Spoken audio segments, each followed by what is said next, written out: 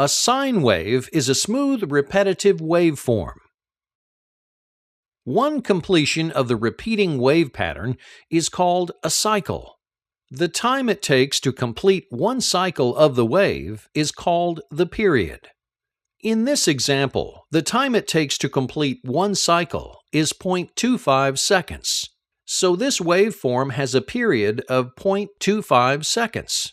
The unit of measurement of wave frequency is called hertz. A hertz is equal to the number of wave cycles occurring in 1 second.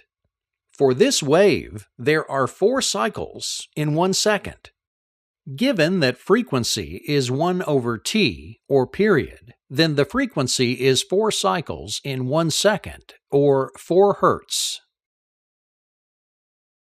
The highest point or the lowest point of an AC waveform are referred to as peaks.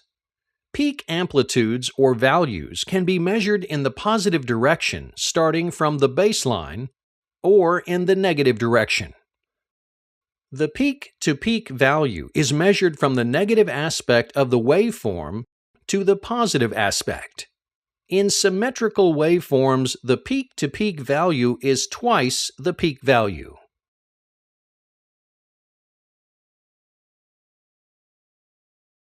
AC meters generally do not read in peak values or peak-to-peak values, whether it is voltage or current.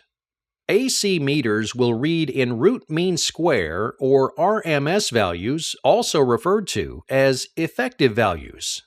If the DC is set at 10 volts, this will produce a certain amount of power and heat in the resistor. If you regulate the AC input in the AC circuit until you reach the same amount of power and heat, it will require 14.14 volts peak to be as effective as the 10 volts required in the DC circuit.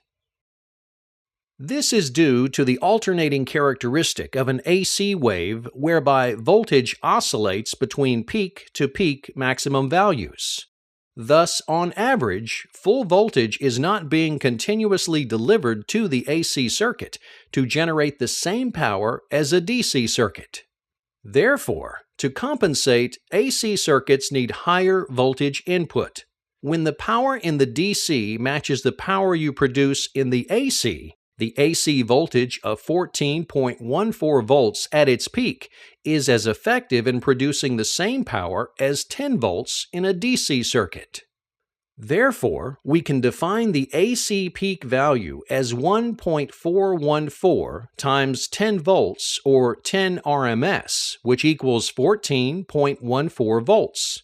You may also want to determine the RMS by dividing the AC peak value of 14.14 volts by 1.414 to get 10 volts or 10 RMS.